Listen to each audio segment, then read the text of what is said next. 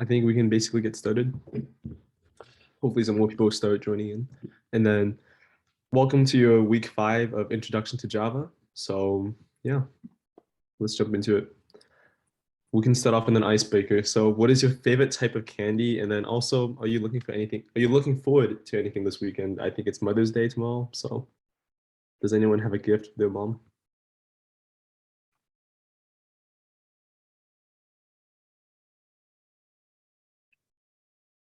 No? No gifts for mothers? Nothing?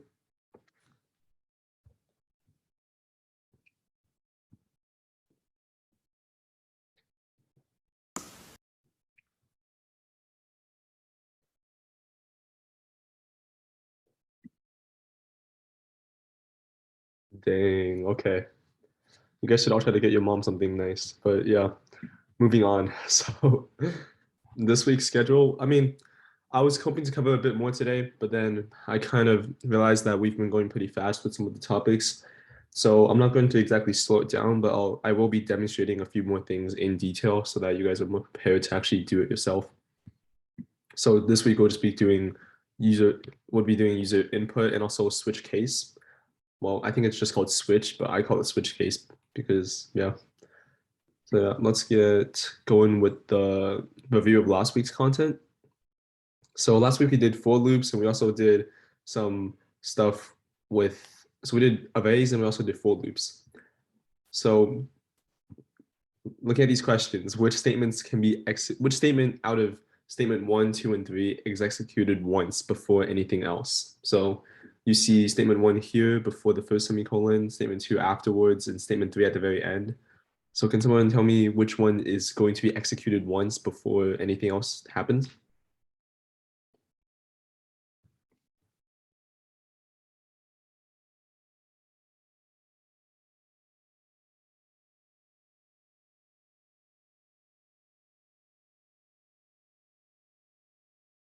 Any ideas?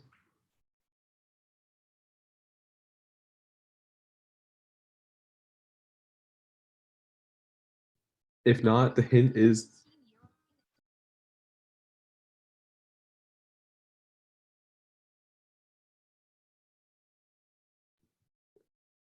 wait, if not, then the hint is that like these statements go in order. So yeah, my mic had an issue for a sec. Yeah, good. So number 1 is going to be first because it's the first one. The computer looks at it and executes statement number 1 first. So can anyone tell me which one is going to be executing every single time afterwards, after the code itself executes? So you see that you have statement 1, 2, and 3. We know that 1 goes before everything else. So you have your int I equals to 0 here, or int I equals to 1. So does anyone know what would come after the actual code executes once?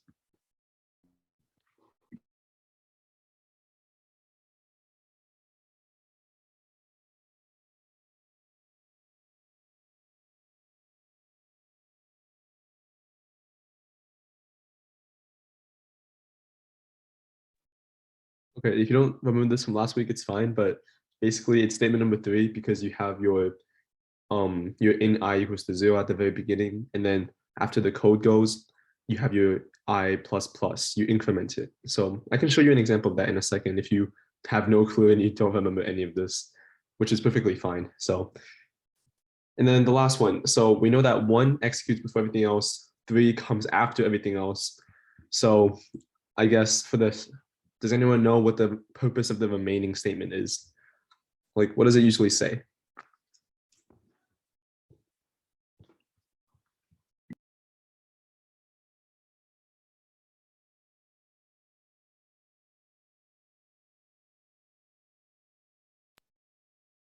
Okay, so I'm assuming that no one knows. Oh, is it the increment?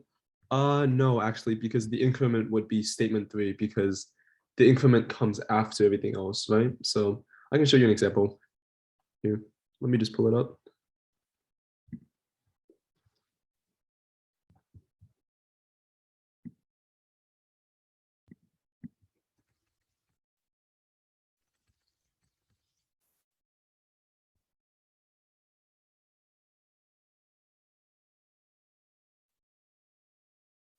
There you go. And then you have your class.java.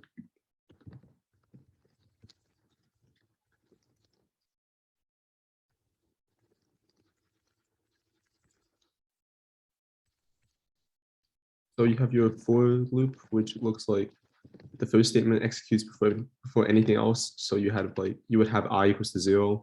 The second one is your constraint. So how far I goes up before the for loop stops. It would be like 5 if you wanted to go 5 times. And then the last one executes after all this code, right? So it's like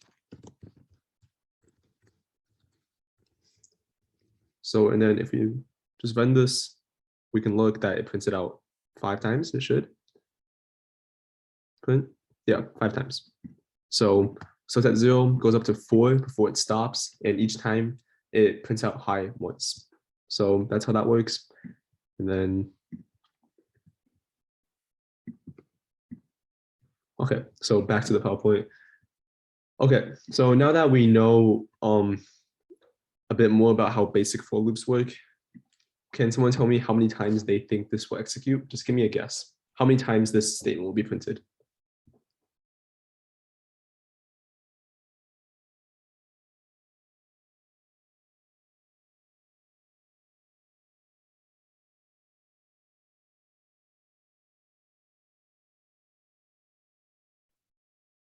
Any guesses?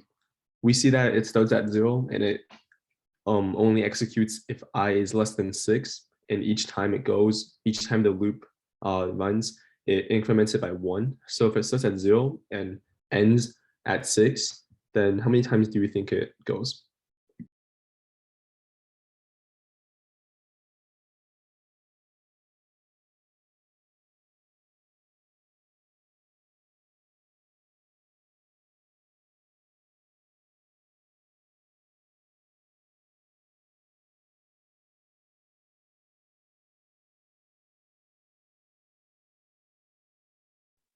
Okay, so if you remember from the example that I showed you, if you have it starting at 0 and going up to 5, it goes 5. The loop executes 5 times because it goes 0, 1, 2, 3, 4, 5, and when it gets to 5, it stops and it doesn't actually print anything out because 5 isn't less than 5. So with 6, it would just execute 6 times. And then the next question is just what is something to look out for if you are declaring a variable inside of a loop. So for example, I'm not doing it here, but if I wanted to, I could be like int b equals to 5. So, but that raises some issues, right? The issue with that is that if you have b inside of the loop, if it's getting created inside of the loop, you can't use it outside of it.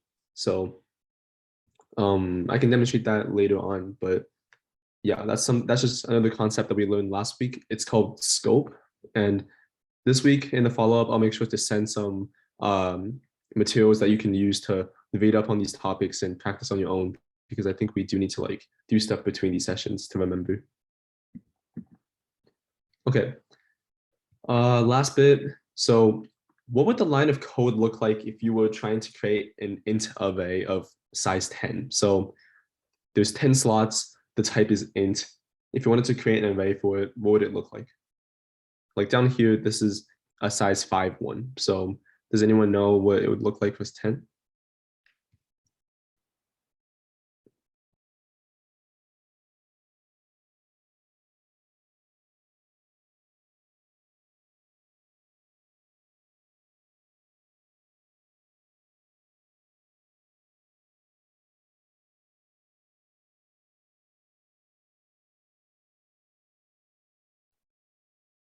Okay, so essentially here, let me just demonstrate again. Um,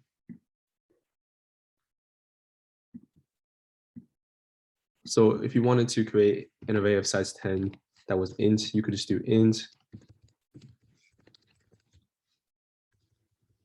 So notice that we have the name here. It's like a normal variable, but the variable's type this time isn't an integer, it isn't a string, it's an array. So you have int, and then you have these square brackets to show that it stores data values. And then you have to declare notice that you have the type here again. So you have to say int here and then int here again when you're telling what size this array will be. And it says 10, so we know that we have 10 slots open to put our data into, and the data has to be of type int. So that's just how that works. And then let's go back to the other questions. Okay, so can anyone tell me what the index of car is in this one up here in transport? String of a transport. Which index value does car have?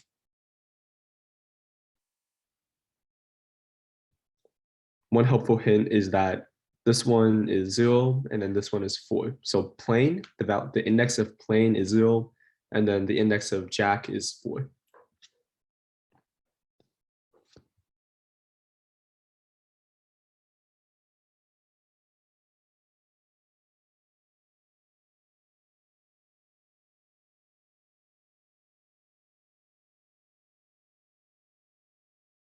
Any guesses?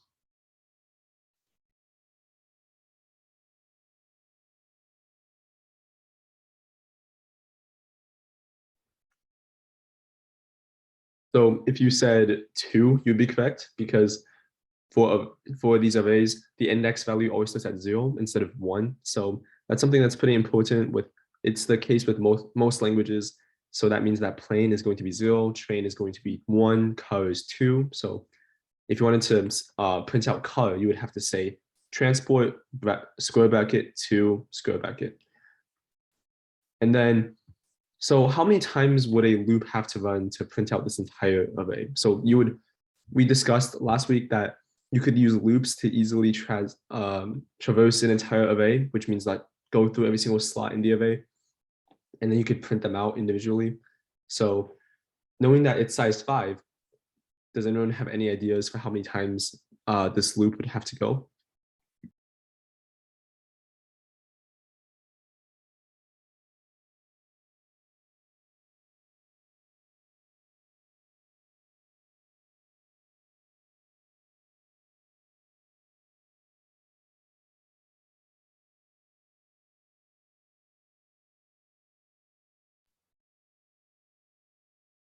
Yeah, so if you said 5, you'd be correct. Also, my chat is glitched right now, so I thought that there were no answers for the previous 5 questions, even though there were. My bad. So yeah, I just can't see it for now. It's fixed, but yeah. So the answer to that one is 5 because there's 5 different values slots, whatever you want to call them. Wait, I guess the proper term is elements. There's 5 elements. So yeah, answer's 5. I can see your answers now. Thank God. And then for the last one, this one's a bit tricky, but does anyone know what a drawback could be for a for each loop? So we discussed this very briefly last week, but we did introduce a for each loop, which just means that you wouldn't have to give it an index.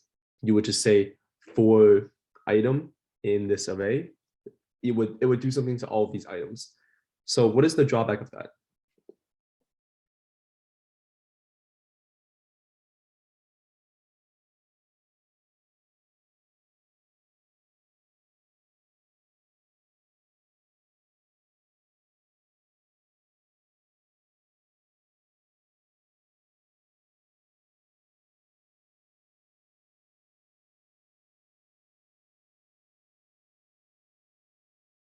Okay, so basically, the drawback for this one, it would just be,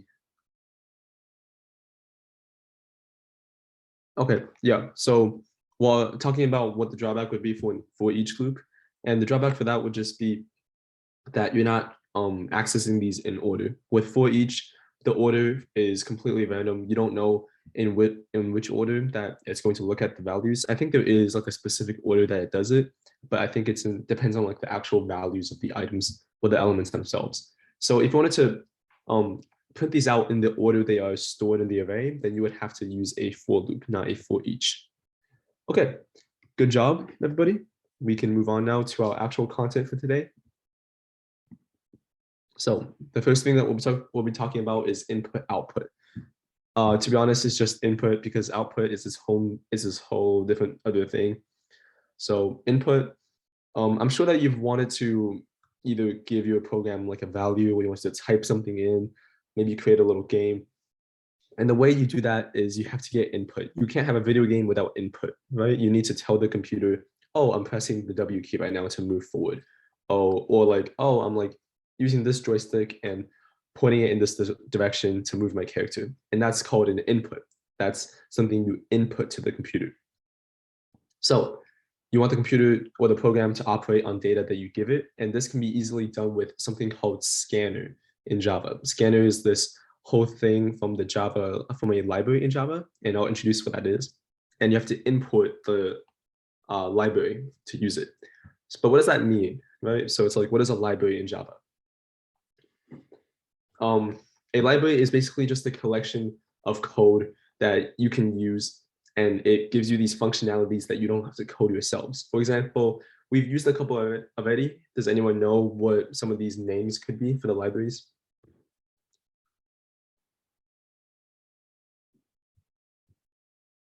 We've used a couple of these, I think mostly for the doing math part. So does anyone know what the names of these libraries are?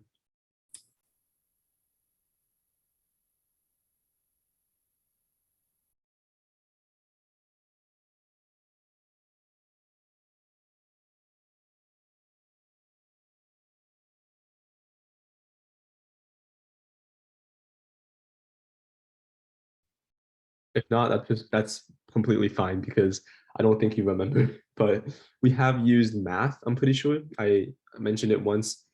So math is a common one. Another one is the one that we'll be introducing in a second, which is util. Util is a super useful one inside Java, and that's the one that we'll be using today. So you can see what it looks like here. So like I said, Java libraries are just collections of code that somebody else wrote. You don't have to program it yourself. It just gives you stuff that you can do using the code that someone else wrote. So imagine it like an actual library that you can borrow code from instead of books. And then with this, you can use objects and the functionality in your code. I'll explain what objects are next week, I think. But except you can't change these actual libraries yourself. So you can only use the operations and the functions that they give you, but you can't actually change any of it yourself. And then you have your input keyword. So basically you have to say import and then the library java.util. The star, the star is interesting. The star just, it looks like a multiplication because it's the same sign as that. But star just means that you're importing everything from that library. And usually you prefer not to do that. You want to control what exactly you're importing into your program. For example, in robotics, you have to use a lot of libraries that other people created to actually move the robot because some of that stuff is extremely complicated. But you wouldn't want to just import everything. So usually try not to use the star, try to be more specific, say import java.util.scanner. That means that you're only borrowing the book that's called scanner from this whole entire library.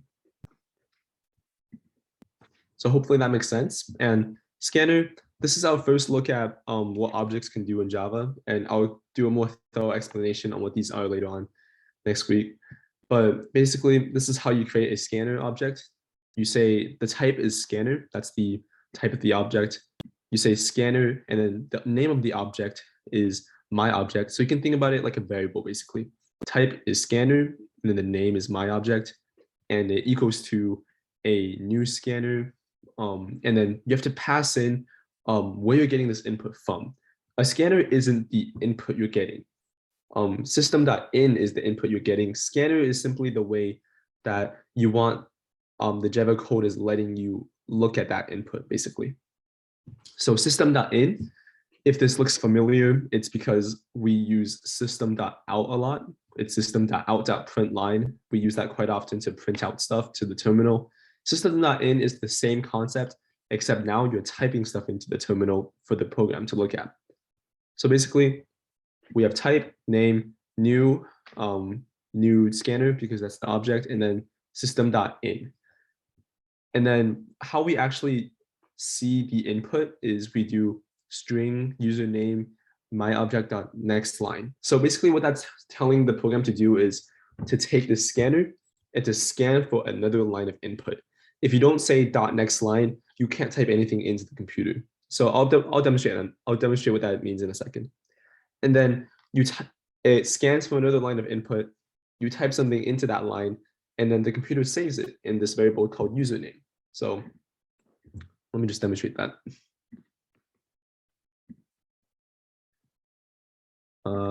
Here we go. Okay, so we have to do what we talked about earlier. We have to import the library. So if we just go import java.util.scanner.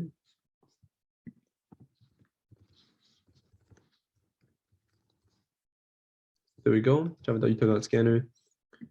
And then we have to create our new scanner object, which just looks like this. So scanner, I'll call it input so that we know that's how we're getting our input. And then we don't system.in.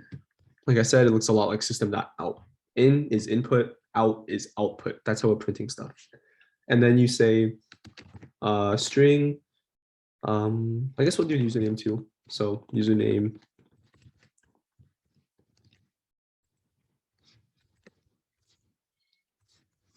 So it's input.next line. The reason it's like this is because you want to look at the scanner input. That's how the computer knows what you're looking at. It's input, it's a scanner.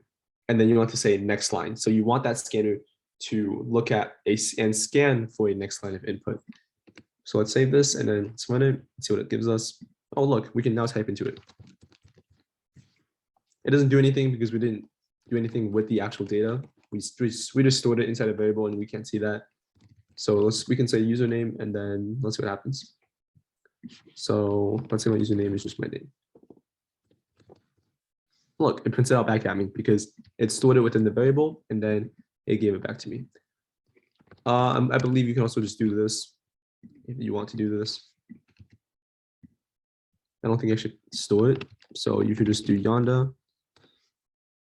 It still prints it out for you. So yeah, that's how that works because this goes back to one of the concepts that we've already covered. It's a bit obscure, but this returns you a value after you call it. So you do dot next line, and then it returns for you a string. So yeah, that's how that works. And you guys get to practice that in a second. Oh, this is not the PowerPoint. Okay, so let's try it yourself. Get the user to basically input 2 lines of text, and then I want you to print the 2 lines back at them, but in the opposite order that they entered them. For example, if I said, hi, my name is blah, blah, blah, my age is blah, blah, blah, you want to print out, hi, you want to print out my age is blah, blah, blah, and then hi, my name is blah, blah, blah. So yeah, have the user input 2 lines and then print them out reversed. And then I'll give you a couple minutes for that.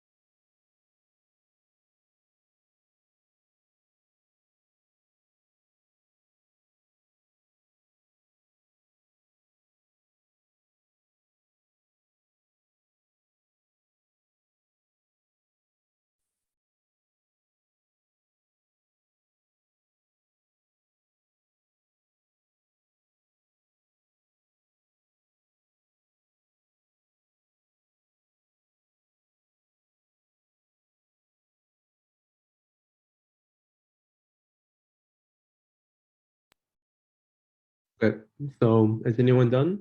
Does anyone want to show it off?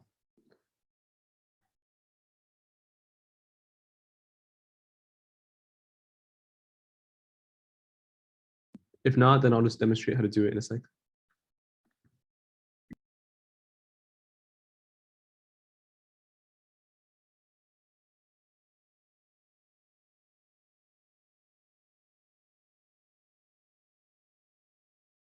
Okay.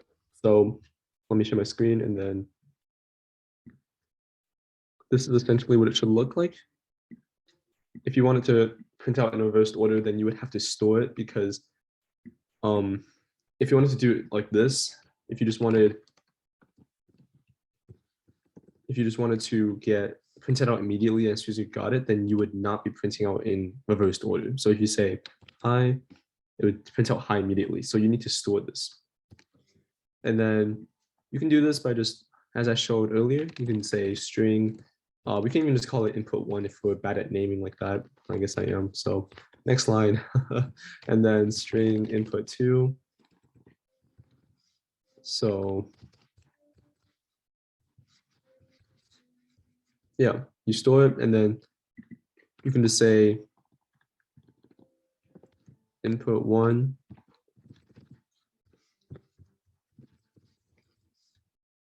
Oh, I guess I wanted to switch it. So input two and then input one, and then that's basically what it should look like. Let's save that. So you see that it asks you for 2 lines of input, hi, and then bye. So it's this, then it prints it out bye and hi. So yeah, that's how that works. And I can send it in the chat too, in case some of you want to check it out yourself. Okay, so that's the code. And then, oh, the spacing is kind of weird, but yeah, that's the code. And then moving on. So let's talk about Java try catch. This is definitely the more complicated topic, I'd say. So Java try catch is basically when you have a Java file that's running, there can be a lot of errors that could occur. So the errors could result from the programmer, the input the user gives, and just other factors that you're not thinking about when you're actually developing the program. So the reason I wanted to talk about this was because I actually wanted to do some stuff regarding output. And with output, there's a lot of potential for these issues and errors to arise. So you want to have a try catch most of the time for those. And this is just an introduction to that. So this is what it looks like, and let's break it down. Oh, before we do that, let's break it down. So try catch is basically you try the code. This is the code that you try. And then if there's an issue with it that's stated here, then it executes this other code. So you try it. If it doesn't work, it executes something else. That's essentially how it works. This can prevent your program from just completely stopping if you have an issue. For example, the user suddenly inputs 0, and then you say, oh no, I can't divide by 0. And then you would need a try catch for that. So does anyone have any idea as to how this could be applied and actually used? I just give you one example. If the user inputted a 0.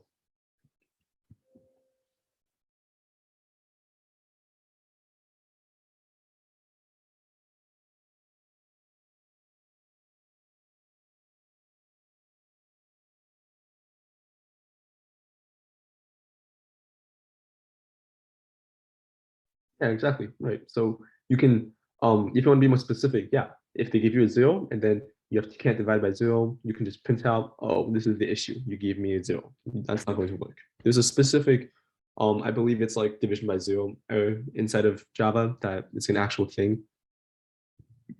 So let's break down the actual try catch statement. How does it actually work, and how do you write this in the code? So the try statement contains a block of code that is going to attempt to run. It's going to attempt to execute. And if it doesn't work, then if there's an exception, it jumps the block of code that's under catch. So you see, try is what you try. Catch is when you catch the error. That's pretty intuitive.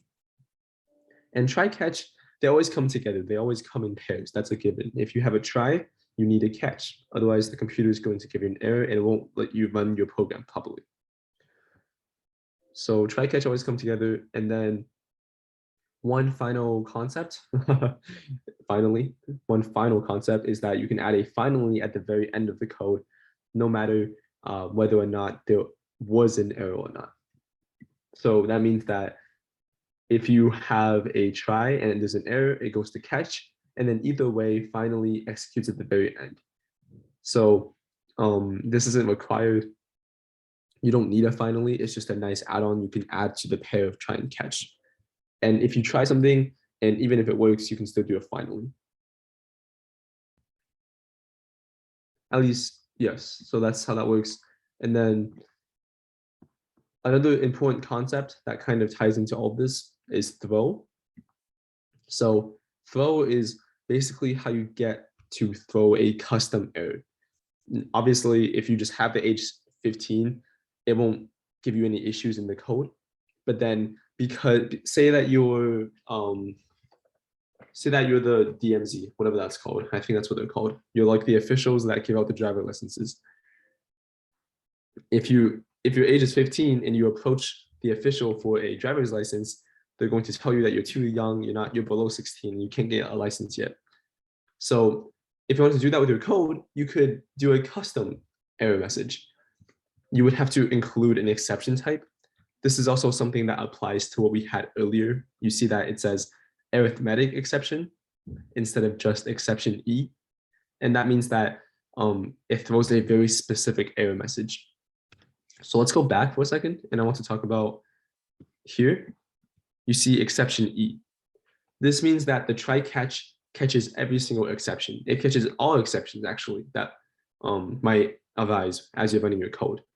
This is good if you just want to prevent your code from completely crashing, but a lot of times you want to only catch the errors that you know are going to be happening. So for example, if you know that the user might give you a 0, you would have to put in, instead of exception E, it's better to just put divide by 0 exception E. It would still have to be E because E is the name of the variable.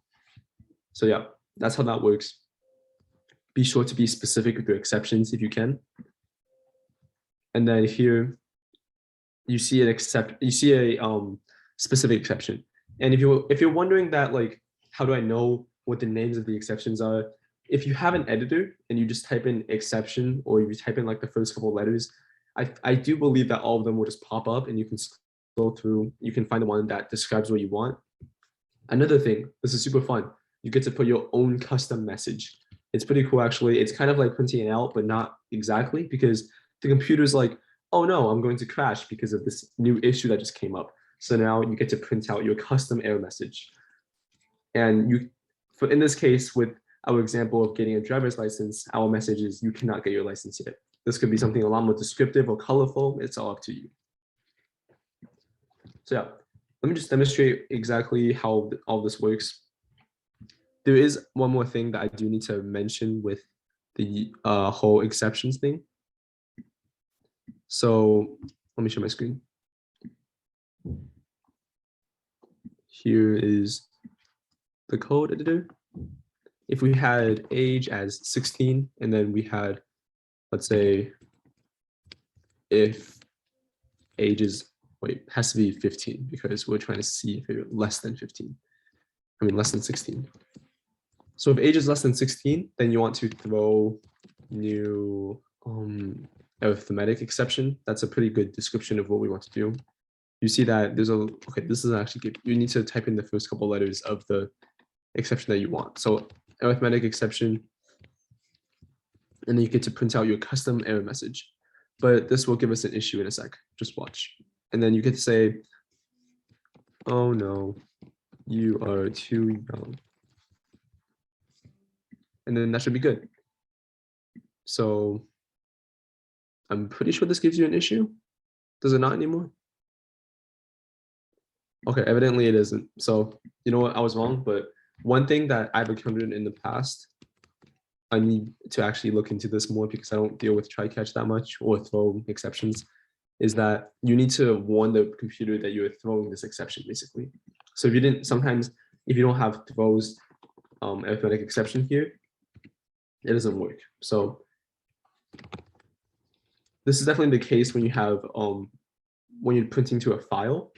So for example, if I wanted to say I want to print to a file called output, I would need to say throw file not found exception. So it looks like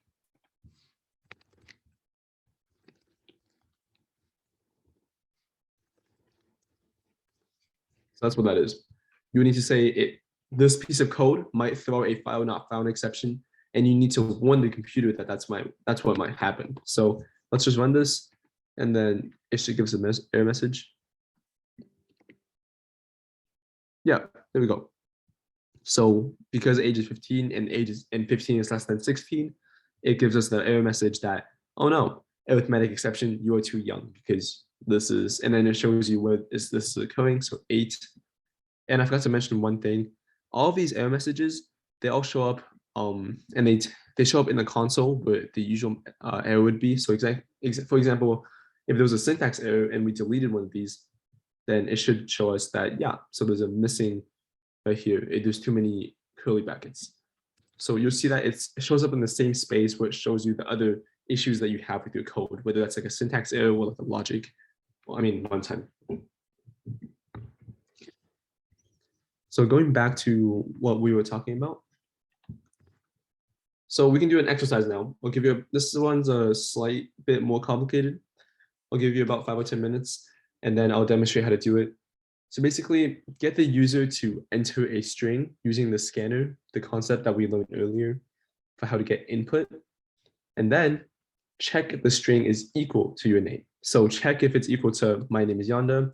I can do, remember to do string dot equals. Actually, let me just add that here. Be sure to use string dot equals because just the equal won't work because it's a string. And if it doesn't equal to your name, then throw a name not found exception. So I showed you how to do a arithmetic exception just now. So basically here, you just want to throw a name not found exception. That's what that's called. And if it is equal to your name, then say, oh, welcome, blah, blah, blah.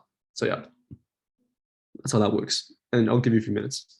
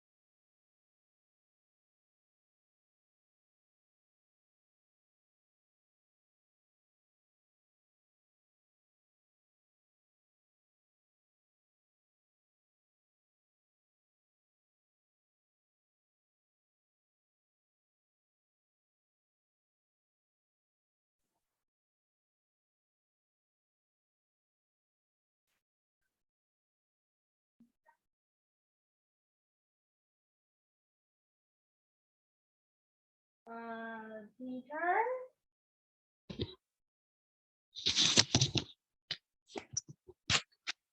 Teachers.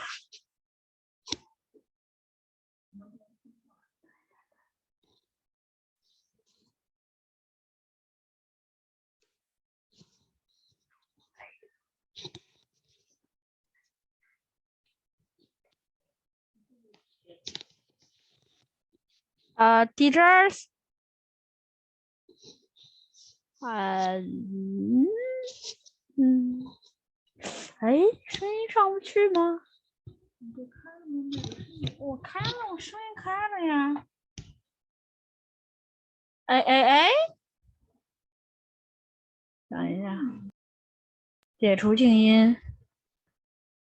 哎，是。Okay, yeah, what's up? Hello. Hello, wait, is the sound working? Who?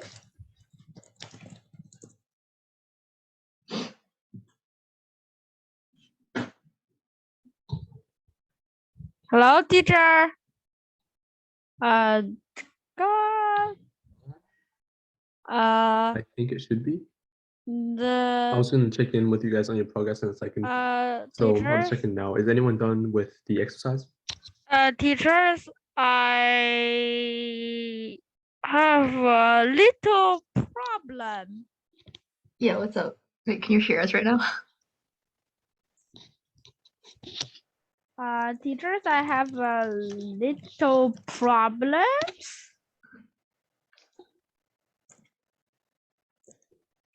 What?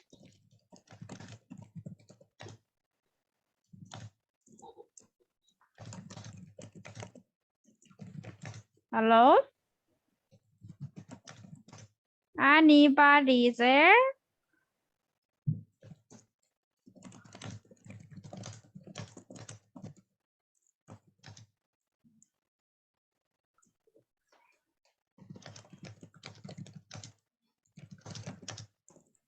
Can anyone hear me? Yeah. Oh. Yeah, I think whoever's talking, they can't hear us. That's a problem. Oh wait, I can also my audio. Teacher? Yeah. Okay, I can hear you now. Sorry, my audio was messed up earlier because I tried to connect my AirPods. But yeah. Okay, teachers, I have a little problem. Do you have a problem with the code? No, is the last thing that from a new I don't know how to read that very long word, and the word behind the word how Do you want to share your screen and then you can show me what it looks like? Or do you mean that, so name not found exception is just, that's the name of the exception, and I can show you here. Yeah, sorry, my audio wasn't working earlier. Okay, so I can just share what it looks like to actually do it. The super long word is just, that's just one exception. So it would look like, so int name. teachers, how what things that I have to type in the left parenthesis? I don't know how to say it right. Parentheses. Yes, it's it's have to type. Oh no, you are too young. Is that? No. So what happens here is, this is what I had earlier. Let me just delete this. Okay. Don't worry about this. I'll just show you how to do it for now. Because so if we have to create a scanner, and then it's, so what I wanted, so I think what your issue was with this is that name not found exception is just the specific name of this exception. So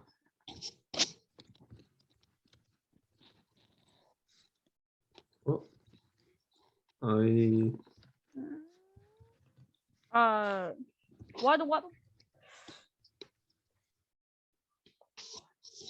what? Hey?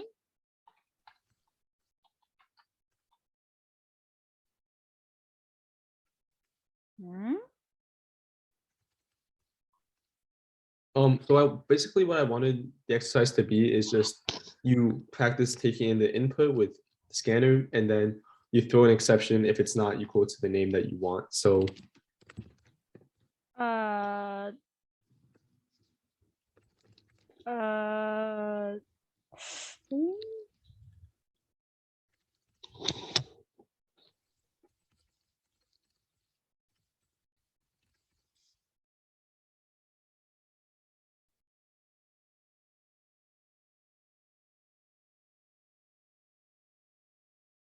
yeah, for this one you would need a throws declaration.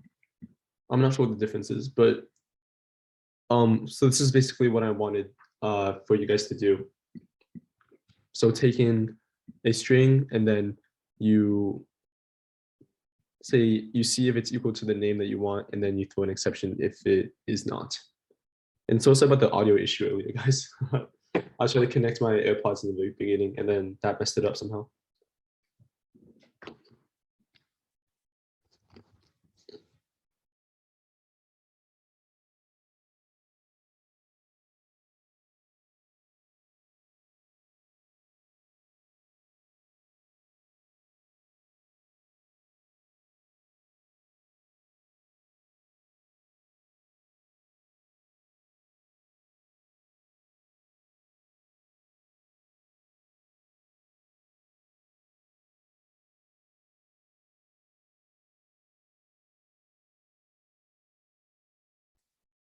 Does that make sense?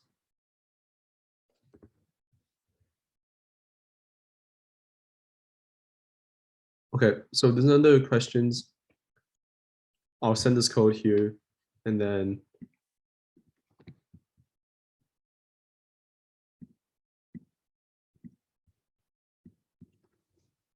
okay, the formatting is still a little bit messed up, but hopefully that's good. And then I'll go back to I'll continue with the PowerPoint.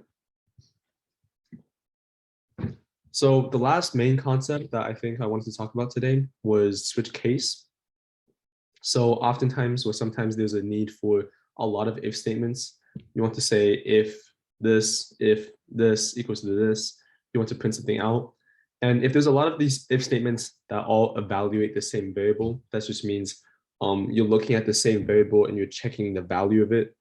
If all of these if statements are looking at that same variable, then just use a switch case. So it's basically saying, if x equals to 1, do this. If x equals to 2, do this. If x equals to 3, do this. That's what a switch case does.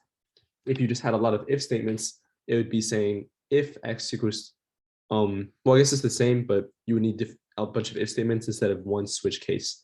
And I'll just show what that means in a sec. So let's break the switch down. An expression, so up here, expression is just a value or a variable. And then each individual case is checking if a value is equal to the expression. So basically, we have switch, and then the expression that we want to check for. And then there's case, and case is the value that we want to check it against. So case X, in case that it is X, we perform this code block here. And then for Y, it's the same. In case that it's Y, we perform this code block here. So notice that there are two break statements. It ends the execution of each code block if it gets to the break statement. And the break statements are important, and I'll talk about that in actually here. So do you think that the break is needed? If you don't remember what the break does, break, if you use it inside of a loop, it basically just exits the entire thing. So do you think that the break is needed?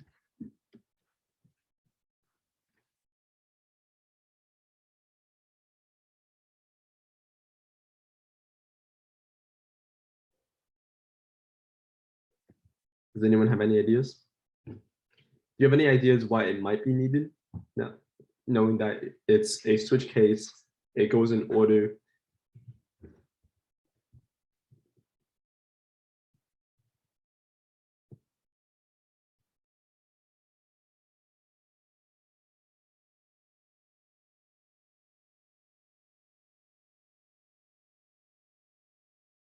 Okay, so if no one has any ideas, I actually didn't either for a bit because I was getting a lot of issues back when I first started using switches where I wasn't including a break and then it was screwing up the code a lot. So basically, the reason that the break is needed is that the break statement simply means that the rest of the switch will not be executed. So if it goes to case one and then it hits the break statement, everything else stops. Only case one gets executed because that's how break statements work, right? It exits the entire switch. It has a similar effect to if you were using a lot of if statements and you had if else. What does if else do? Well, if else is basically saying that if any of the previous if statements, if it executes that one, then we won't even look at this one. So it won't matter if this one is also true. So that's what if else does. And this is very similar because you have the first case. If it executes the first case and there's a break statement, then it stops. It doesn't execute the rest. It doesn't execute anything else. So it's similar to if else. And another big thing is that it saves execution time. So this just means that if you have a large switch statement, which you should try to avoid, if you do have a large one, then I feel sorry for you. But if you have a large switch statement and you have breaks, if it's the break statement, then it breaks once it hits that case. If you don't have it, then you're going to have to go through everything else and you're going to have to check if it's inside of that case. I think there's issues with executing the code instead of those cases too, because back when I used to, with one of the problems I had with it was that it would execute the case and then it would also go into every other case. So I believe that might be true for Java. So basically, always have the break statement. It's just good practice. Default. So you can also add a default case as the last case that will execute if the value is not caught before this. So if none of the cases before it are true, then it goes to default. So what you should be careful here, what you should be careful about here is that if you have a default, it should only be executing if none of the other cases are true. But if you don't have a break statement, if it executes a case before the default, it will execute default anyways. And I'll show you what that means in a sec. So are there any ideas of how this could be applied to actual code? In terms of like where you would be using switch cases or where you would be putting them inside of the code? I've already talked about a bit of an example for this one.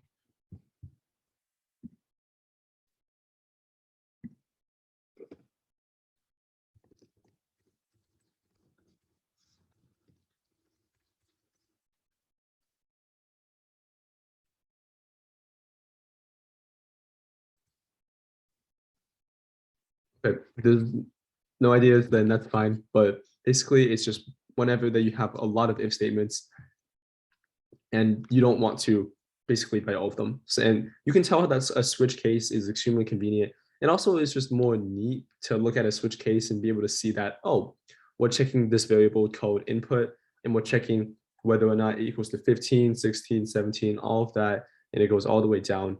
And then you don't need all these ifs saying if input equals to 15, 16, etc. And then on and on. So here's some ideas before you actually go off and practice this. If you need to evaluate a string and see if it is equal to specific characters, this is useful because a lot of the times you have a string as your input and then you want to see, oh, if the string's name is blah, blah, blah, if the string's character is equal to blah, blah, blah, it's extremely useful. And it also depends on the output that you need to give. So sometimes if the output is just a number, say the alphabet, if you had a character, what number it is in the alphabet, then you wouldn't really need a switch case. You could just have an array and then you could check which one it is and output that index. But if that's not the case, sometimes you do need to actually have a switch case for these very specific outputs that don't depend on the order of the input. So that all sounds very nice, good, but we should actually do some practice with it. And this is definitely a very long exercise. So I will demonstrate this in a sec. I'll give you guys about 10-15 minutes to do this, and I'll try to help you guys with any issues you might have. I want everyone to at least get close to being able to do this. So basically just have the user enter a string. The string should just be a single letter, A, B, C. It could be anything, but when you're testing it, just have it be a single letter. And then print out which number it is in the alphabet. So like I mentioned, you could do this very easily with an array, but I also want you to do this first with the switch case and then use an array to do it. So yeah, just try to get started on this and either say something or message if you have any problems with it.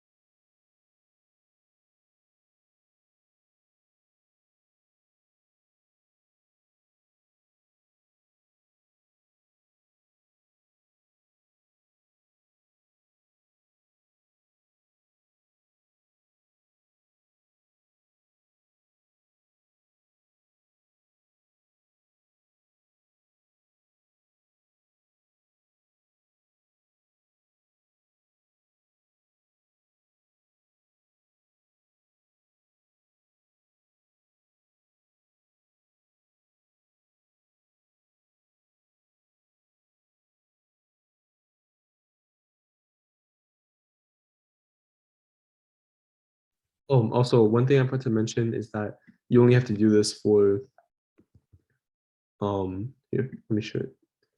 You only have to do this for the first 5 letters of the alphabet. I'm not going to make you do this for all 26.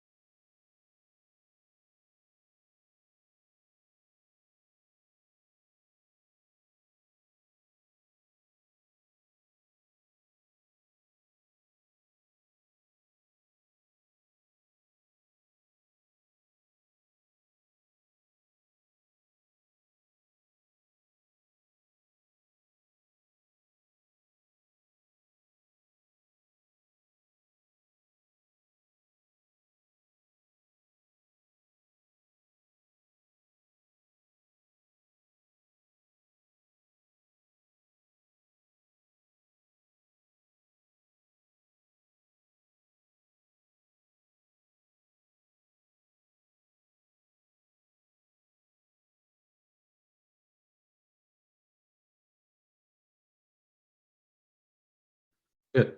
So is anyone done with it or have any issues with it?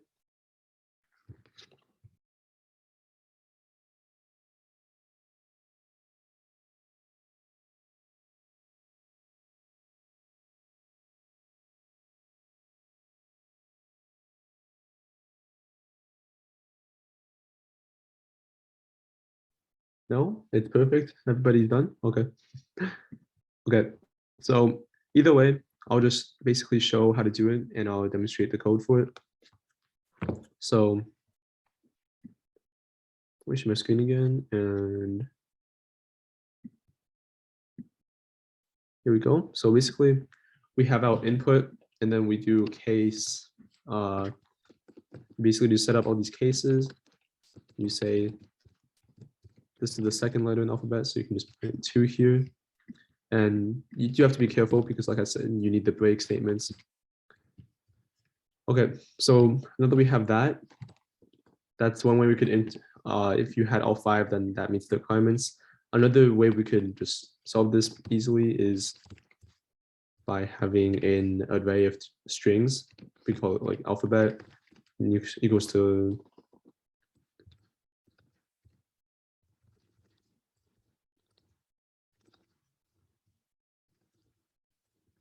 so it could look something like that. And then you would be like, so you would have to search through it and see if you find one that matches the user input. And once you do, you print out the index plus 1 because you want to see which one it is. You wouldn't say it's a 0th letter. So you could say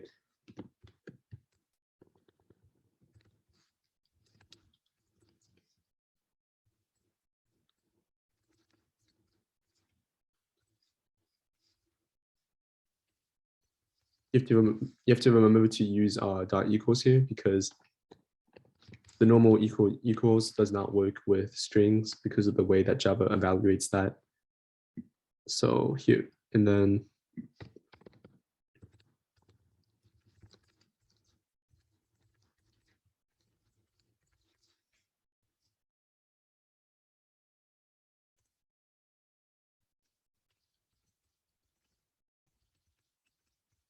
so that looks good to me. And this should work. Let's see if it does.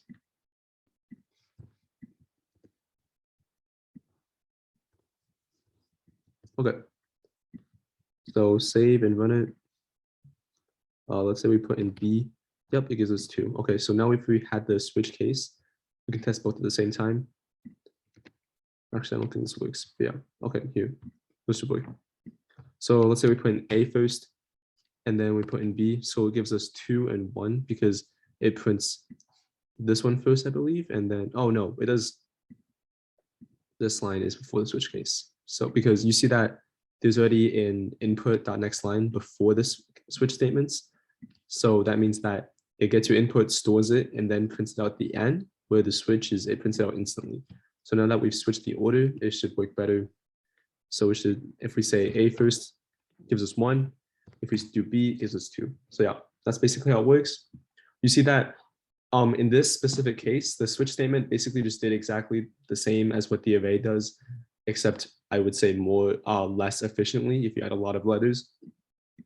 But in a lot of cases where you want to say, if in case it's Yanda, or in case it's like Rina, like based off these cases, which you might not have stored instead of an array, it would be a lot more efficient to use a switch case than to use an if statements. So yeah, that's how that works.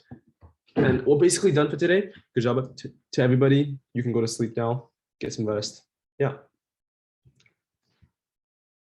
And I'll copy and paste this code in here too, if you want to look at it. I'll also send the file during the follow-up email, as well as a homework if any of you want to practice more with these concepts. So yeah, we're done here for today. Good job to everybody.